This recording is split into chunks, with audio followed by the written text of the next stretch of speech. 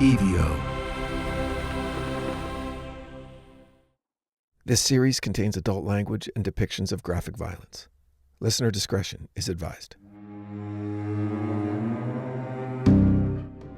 The bodies were arranged like flowers in a garden. Detective Ray Martinez had seen his share of drug-related deaths during California's hippie exodus, but nothing had prepared him for what he found in the hills above Mendocino on October 12, 1971. 3 young people, buried in perfect geometric patterns, their remains surrounded by wilted spring blossoms despite the autumn date, and positioned to align with astronomical markers that suggested knowledge no commune dropout should possess. What disturbed Martinez most wasn't the evidence of ritualistic murder. It was how peaceful the victims looked, as if they had welcomed their deaths as spiritual experiences rather than feared them as violent crimes. "Dispatch, we're going to need the FBI on this one," Martinez said to the radio, staring at symbols carved into nearby trees that seemed to writhe in the morning light. "This isn't just murder. This is something else entirely." But this story, it doesn't begin with death in Autumn Hills. It begins 6 months earlier, when the promise of spiritual awakening lured idealistic young people to a remote California compound where a charismatic leader offered everything their searching souls desired and demanded everything their trusting hearts could give. Welcome back to The Devil Within. You're listening to Mother Earth's Children, Episode 1, The Garden of Earthly Delights. If you're drawn to stories that explore how spiritual seeking can become spiritual predation, or how the promise of enlightenment can mask the darkest human impulses, make sure you're subscribed to The Devil Within. Help others discover these investigations into the places where idealism meets evil, where the search for meaning becomes a pathway to manipulation. Today, we journey to 1970s California, where the counterculture's promise of peace and love concealed one of the most calculated cases of religious manipulation in American history. A commune that promised transcendence, but delivered death instead. Chapter 1 of our story begins now. The Prophet of the New Age. "I celebrate myself and sing myself, and what I assume, you shall assume, for every atom belonging to me, as good belongs to you." Walt Whitman wrote those words in 1855, celebrating the fundamental goodness of human nature and our capacity for spiritual connection.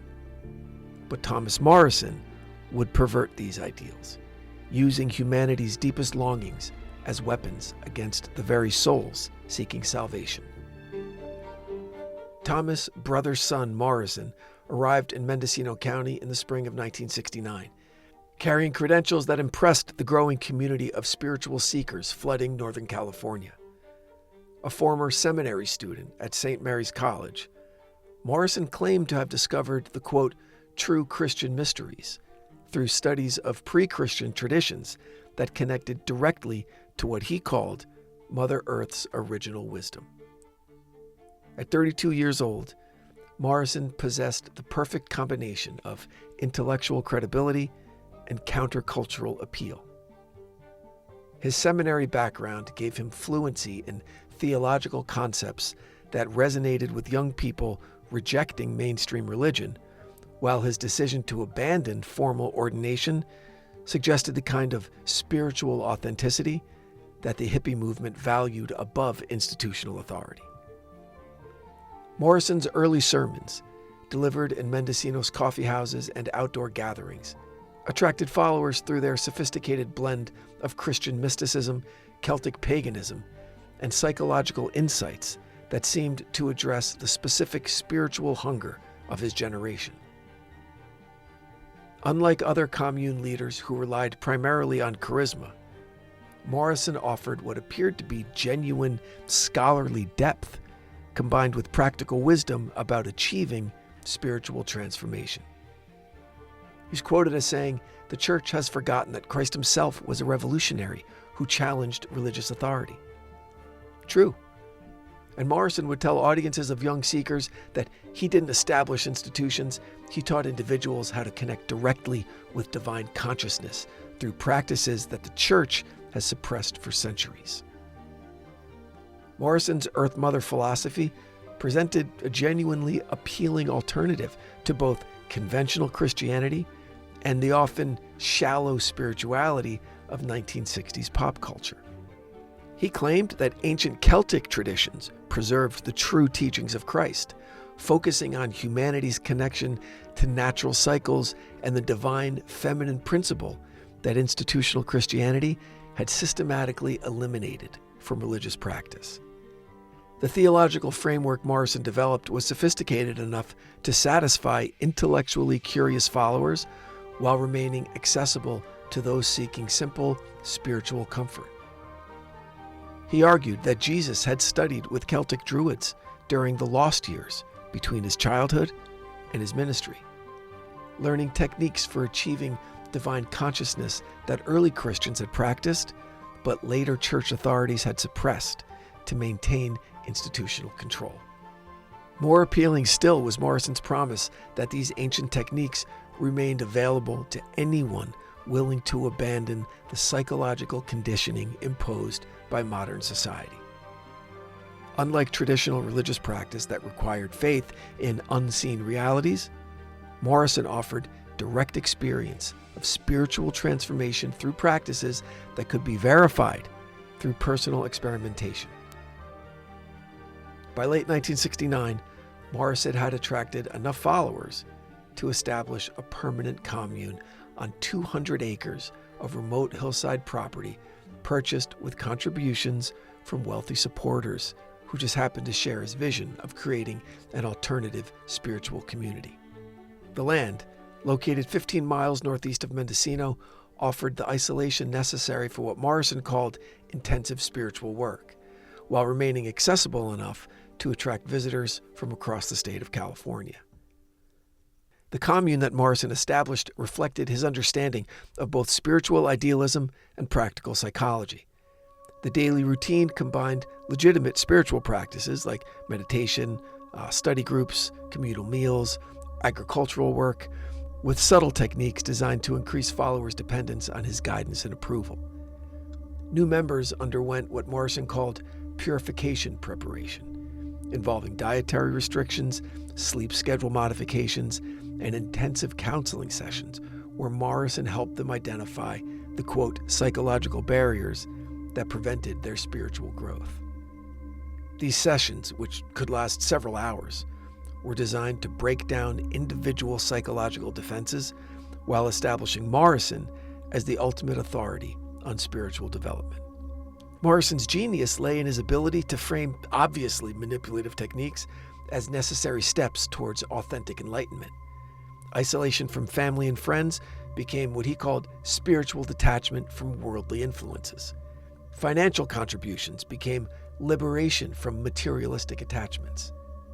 Absolute obedience to his authority became surrender of ego-driven resistance to divine guidance.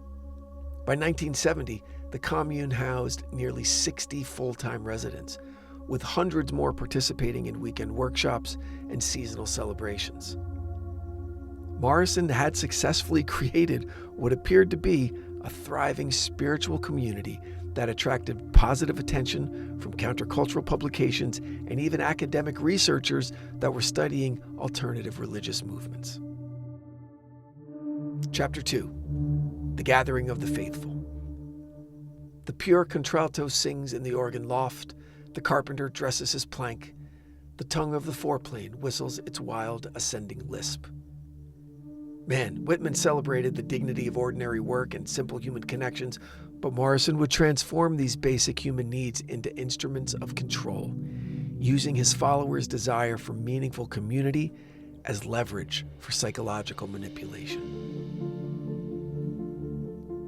The young people who joined Morrison's commune represented the idealistic heart of 1960s counterculture. college-educated, middle-class seekers who had rejected conventional career paths in favor of spiritual exploration.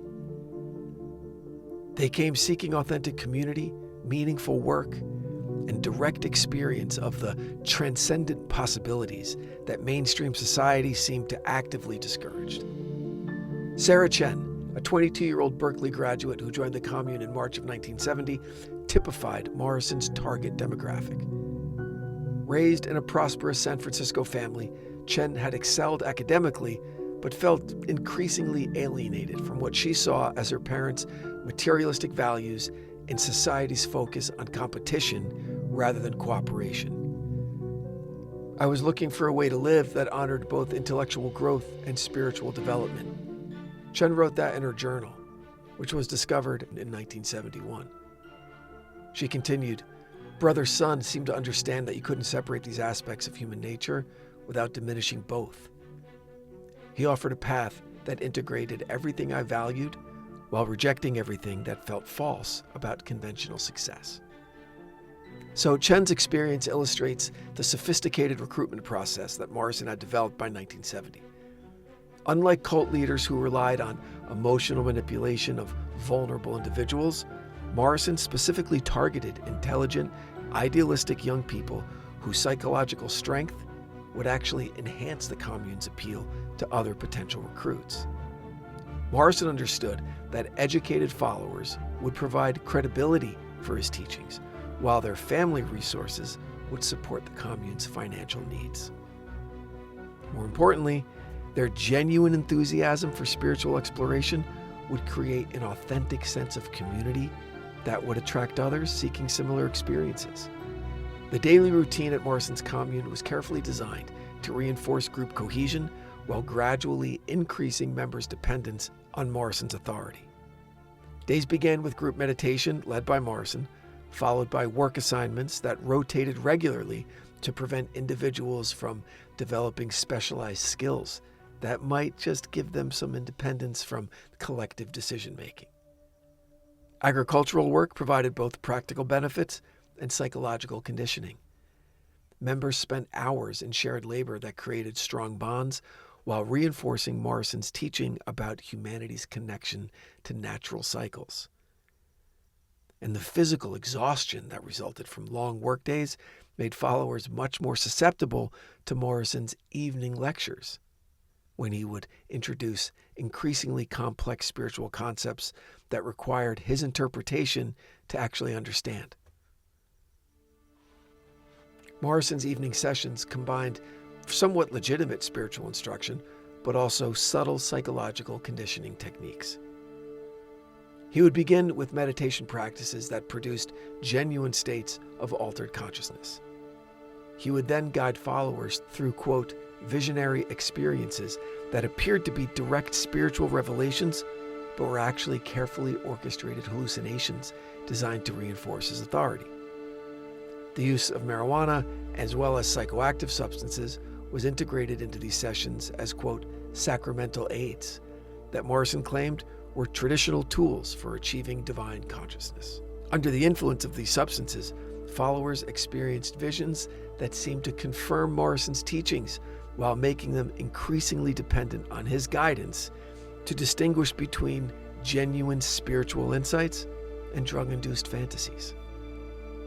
By late 1970, Morrison had established what sociologists would later recognize as classic total institution, a closed social system that controlled every aspect of members' lives while presenting this control as voluntary participation in spiritual community. Members had gradually surrendered their independent financial resources, their social connections, and their decision-making authority in exchange for the security and meaning that Morrison's system provided. The transformation was so gradual that most followers never recognized that they were being manipulated. Morrison's genius lay in his ability to frame obviously coercive techniques as voluntary spiritual practices that members chose because they had recognized the superior wisdom of his approach. Financial control was established through Morrison's teaching that attachment to material possessions prevented spiritual growth.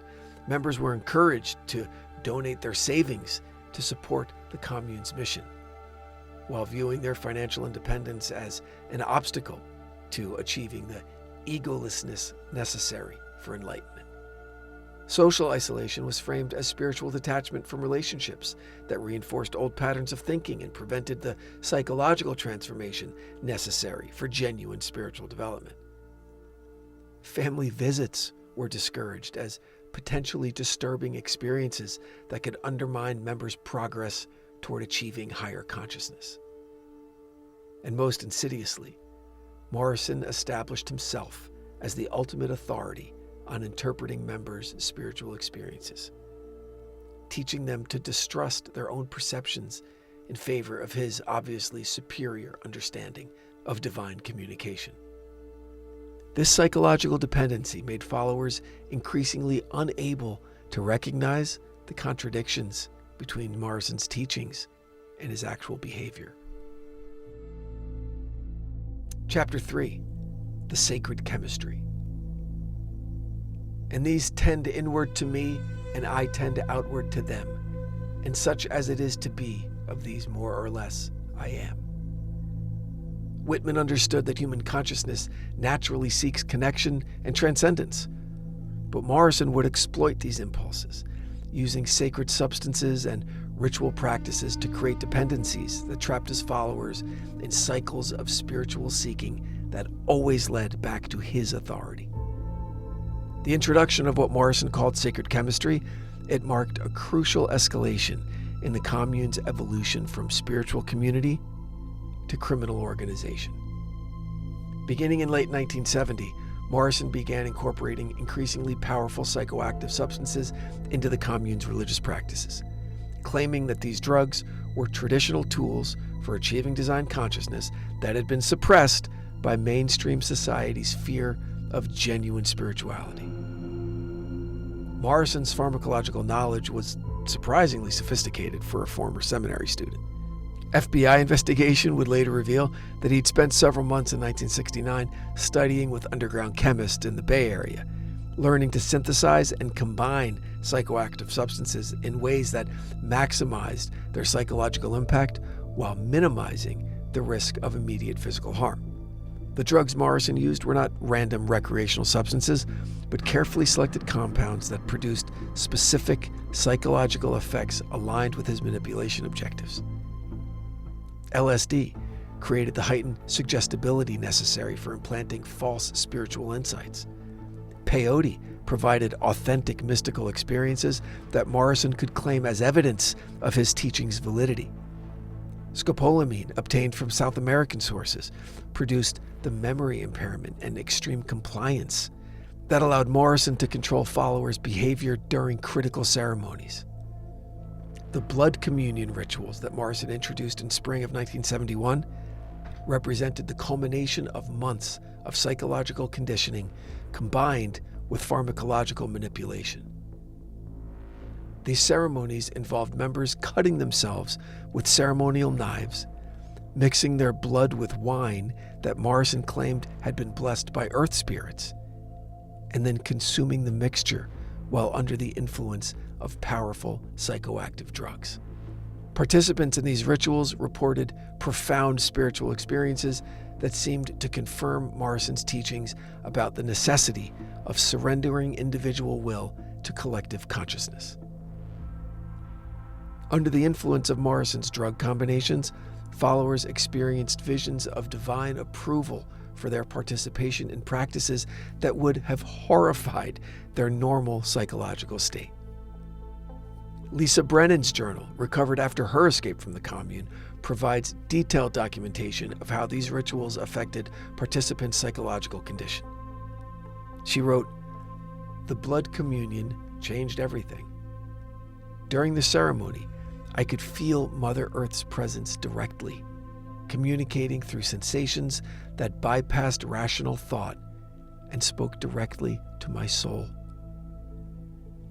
Brother Sun's voice became the voice of divine wisdom, guiding us toward understanding that would have been impossible to achieve through ordinary consciousness." She continued, "But afterward, in ordinary daylight, I struggled to remember exactly what had happened. The experiences felt simultaneously more real than normal life and completely impossible to describe to anyone who hadn't participated. I began to depend on the ceremonies to feel connected to the spiritual insights that seemed to slip away whenever I tried to examine them logically. Another aspect of Morrison's genius lay in creating a psychological dependency cycle where followers needed increasingly intense ritual experiences to recapture the sense of spiritual connection they'd experienced during previous ceremonies. Each ritual required greater surrender of individual will, more extreme violations of normal moral boundaries, and deeper commitment to Morrison's authority as the guide who could safely navigate these dangerous spiritual territories. The first disappearance occurred in early April 1971, when Sarah Chen failed to appear for the spring equinox ceremony, despite having been selected as one of the evening's primary participants. Morrison announced that Chen had achieved such an advanced state of spiritual development that she had been, quote, called to a higher service that required her to leave the commune without saying goodbye, to avoid disturbing other members' spiritual progress. Chen's disappearance created anxiety among commune members, but Morrison successfully framed their concerns, again, as evidence of attachment issues that prevented them from celebrating their sister's spiritual advancement. He used the incident to reinforce his teaching that true spiritual development required the willingness to surrender everything, including cherished relationships, when divine consciousness demanded such sacrifice. FBI investigation would later discover that Chen had not voluntarily left the commune, but had been murdered during a ritual that went beyond anything Morrison had previously attempted. Her death marked Morrison's transition from psychological manipulation to physical violence, establishing a precedent that would culminate in the summer solstice murders 3 months later. Morrison's ability to conceal Chen's murder from his followers demonstrated the complete psychological control he had achieved over the entire commune. Members who questioned her absence were told they were demonstrating spiritual immaturity by focusing on worldly attachments, rather than celebrating divine mysteries that transcended ordinary human understanding. Walt Whitman wrote of celebrating the fundamental goodness of human nature and our capacity for spiritual connection, believing that communities built on shared idealism could uplift and transform individual lives. Morrison's commune represents the shadow side of this optimism, the recognition that our deepest spiritual needs can be exploited by those who understand how to transform sacred longings into instruments of control. The young people who joined Morrison's community were not naive or psychologically damaged individuals seeking escape from responsibility. No, they were intelligent. They were idealistic seekers who recognized that mainstream society offered very little support for genuine spiritual development and authentic community connection. Their mistake was not in seeking alternatives to conventional success, but in trusting someone who understood how to weaponize their highest aspirations.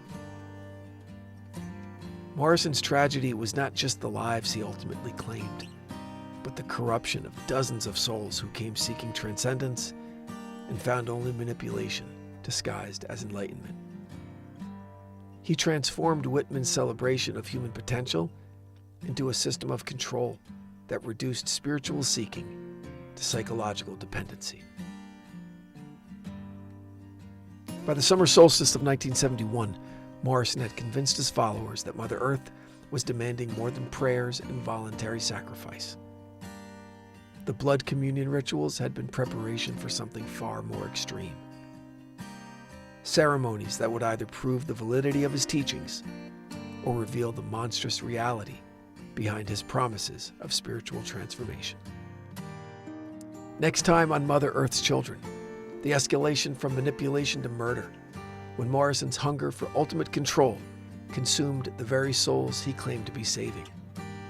When the summer of love became the summer of blood. That's next time on The Devil Within. The Devil Within is an EVO production, recorded live at Bel Air Studios in Los Angeles, California. For The Devil Within, I'm your writer and host, Brandon Morgan.